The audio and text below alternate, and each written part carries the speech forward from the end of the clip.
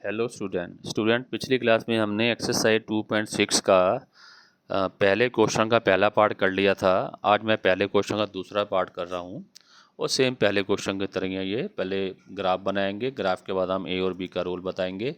तो पहला जो इसमें इक्वेशन आ रही है वो इसमें आ रही है y = -6x। तो यहाँ इसका बॉक्स बनाया जाएगा। इसका बॉक्स मैं बना देता हूँ।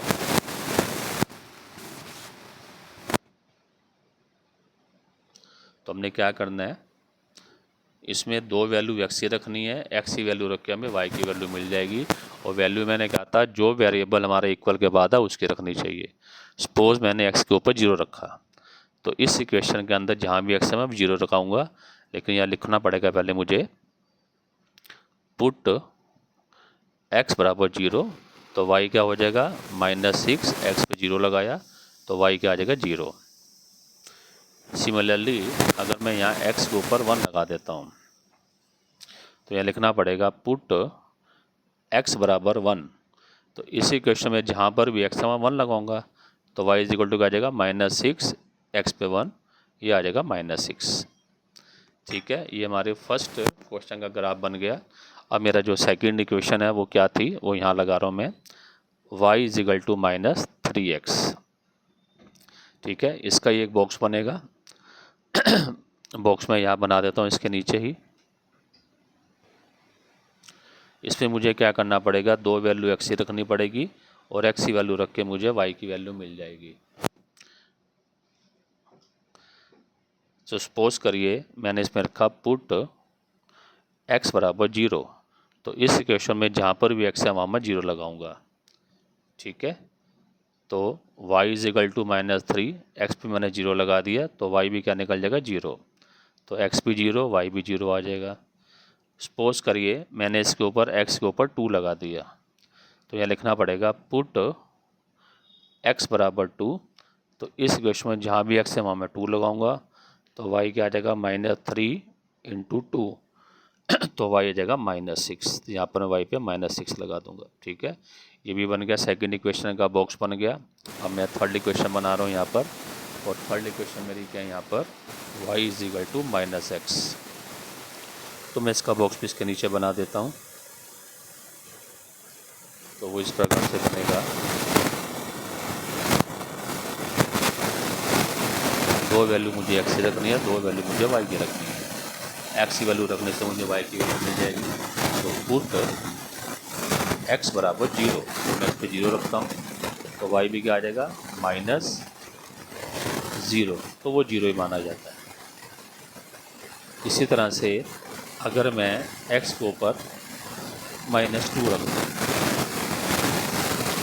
तो इस क्वेश्चन अगर x पे -2 रखूँगा तो y का निकल जाएगा, एक तो साइन माइनस का पहले ही है, चाहो तो +2 रख लो कोई बात नहीं आप।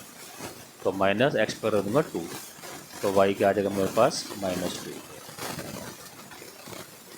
ठीक है, x पे मैंने 2 रखा प्लस का, तो x पे 2 लगाऊंगा तो साइन माइनस का पहले ही है तो माइनस प्लस माइनस ही बन जाएगा, तो -2। ये तीनों ग्राफ मेरे पास तैयार है। अब मैं इसका ग्राफ बना रहा हूँ और उसके लिए मैंने कहा था आपसे कि जो भी हमारी वैल्यूज़ बॉक्स में आई है वो वैल्यू हमें इस प्लेन के ऊपर लिखनी चाहिए पहले। तो वैल्यूज़ कौन कौन सी आई हैं देख लेते हैं। पहला जो मेरा ग्राफ था उसकी वैल्यूज़ बन रही हैं इसमें 0, 0, और सेकंड की बन रही हैं 1 - 6। फिर मैं स्लैश लगा रहा हूँ। उसके बाद जो सेकंड मेरा बॉक्स बना था वो थी वैल्यू 0, 0, और फिर था 2 - 6। और थर्ड जो मैंने अपना बॉक्स बनाया था उसकी वैल्यूज़ थी 0, 0 और 2 - 2। अब इसके अकॉर्डिंग हम इसका ग्राफ बनाएंगे। तो सबसे पहले मैं इसका ग्राफ बना रहा हूँ। तो देखिए मैंने पहले भी कहा था जब हम प्लेन पे ग्राफ बनाते हैं तो राइट साइड में हमारा प्लस का x है, लेफ्ट साइड पे माइनस का x है, अपर साइड में प्लस का y है, लोअर साइड में हमारा माइनस का y होता है। तो 0, 0 तो ओरिजिन होता है, वो यहीं पर आ जाएगा। अब इसमें पहला नंबर हमारा जो 1 है वो x का है, दूसरा नंबर हमारा y का होता है, और x हमारा प्लस का है, y हमारा माइनस का है। तो प्लस x में 1 लेंगे, उसकी रेंज में जो y हमारा 6 है वो माइनस का वो नीचे जाएगा। तो 1 की रेंज में मैंने y को यहाँ लगा दिया 6 की रेंज में। अब इन दोनों पॉइंट्स को मिलाते हुए मैं एक लाइन खींच दूँगा। तो इस बार देख लीजिए लाइन खींचो तो आराम से लाइन खींचनी है, दोनों डॉट्स को मिलाते हुए लाइन थोड़ी लंबी भी खींच सकते हो।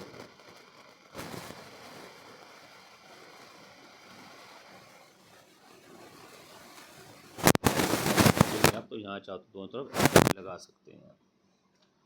उसके बाद जो मेरा सेकंड ग्राफ है वो था हमारा 0 0 2 कोमा -6। तो 0 0 तो यहीं पर आ जाएगा, और 2 कोमा -6 है तो हमारा पहला x का होता है वैल्यू, दूसरी वैल्यू y की होती है। इसमें भी y की वैल्यू नेगेटिव है तो वो नीचे जाएगी। तो x हमारा प्लस का है तो प्लस x में यहाँ 2 पे मैं नीचे नेगेटिव y के ऊपर बिंदु लगा लूँगा 6 का, तो नेगेटिव 6 नीचे आएगा y का। अब ये डॉट और इसको मिला तो मैं एक लाइन खींच दूँगा, ये सेकंड का हमारा। इसके लिए भी चाहो थोड़ी लंबी कर सकते हैं आप।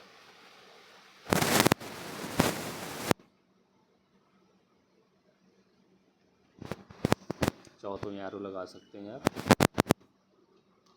सिमिलरली मैं तीसरे का भी ग्राफ बनाता हूँ, तो तीसरी जो वैल्यू हमारी आ रही है वो 0 0 आ रही है और 2 कोमा -2 आ रही है। तो 0 0 तो ये ओरिजिन पे रह जाएगा, और सेकंड जो वैल्यू है 2 कोमा -2, तो इसमें 2x का रहेगा और -2 हमारा y का रहेगा, और इसमें y इस बार भी नेगेटिव ही आ रहा है। तो मैं x की 2 की रेंज में y का जो नेगेटिव 2 है वो नीचे जाएगा, यहाँ मैं एक डॉट लगा दूंगा। तो ये 2 और -2 का डॉट लग गया, और ये ओरिजिन से मिला तो मैं यहाँ भी एक लाइन खींचूँगा और ये इसका ग्राफ बन जाएगा।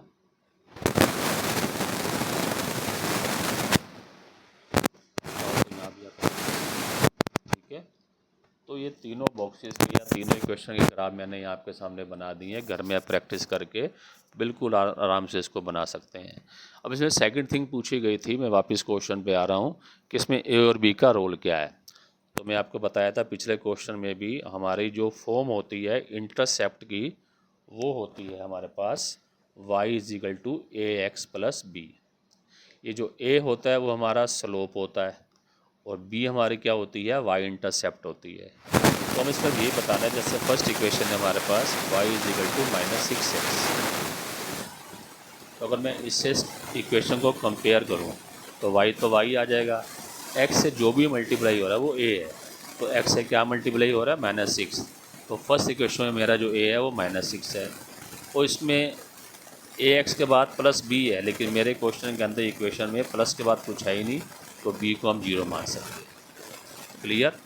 सेकंड इक्वेशन में देखूं वो क्या थी हमारे पास, y = -3x, और अगर मैं इसको भी इससे कंपेयर करूं तो इसमें क्या है, y तो y हो जाएगा, जो x से मल्टीप्लाई हो रहा है वो हमारा a है, तो x से क्या मल्टीप्लाई हो रहा है, -3, तो a इसमें -3 है और b नहीं है इसमें, तो b को इसमें भी 0 माना जाएगा। सिमिलरली अगर मैं थर्ड इक्वेशन देखूं y = -x, तो इसमें कंपेयर करूँ तो y है, जो x से मल्टीप्लाई हो रहा है वो ये है, इसमें x से मल्टीप्लाई क्या हो रहा है, कुछ नहीं है, तो 1 माना जाएगा, यानी कि -1। तो इसमें a क्या आ रहा है मेरा, -1 आ रहा है, और b इसमें भी 0 रहेगा। अब हमें a और b का अगर रोल बताना है तो अब देख पा रहे हैं कि a की वैल्यू तीनों जगह अलग अलग आ रही है। तो इसमें क्या लिखना होता है, if the value of a are different, और a हमारा क्या होता है, स्लोप होती है। तो अगर वैल्यू डिफरेंट है तो उसकी जो जो जो स्लोप है वो अलग अलग बनेगी, यानी कि सेम नहीं होगी। तो so the slopes are not same and lines are not parallel. तो ये तो इसका क्या था, ए का रोल हो गया। अगर ए की वैल्यू अलग अलग आएगी तो स्लोप जो होगी वो सेम नहीं होगी और लाइंस पैरेलल नहीं होगी। सिमिलरली इसमें अगर मैं देखूं बी की वैल्यू सब जगह 0 0 आ रही है, तो यहाँ लिखेंगे if the values of b = 0, so the lines are passes from origin।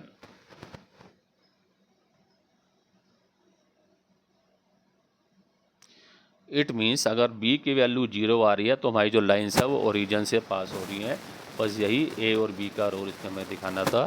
तो ये सेकंड क्वेश्चन भी, मतलब फर्स्ट क्वेश्चन का सेकंड पार्ट भी कंप्लीट हो गया। और अगर स्टूडेंट्स वीडियो आपको पसंद आया हो, क्वेश्चन समझ में आया, तो प्लीज़ लाइक करें, शेयर करें, सब्सक्राइब करें। Thank you so much.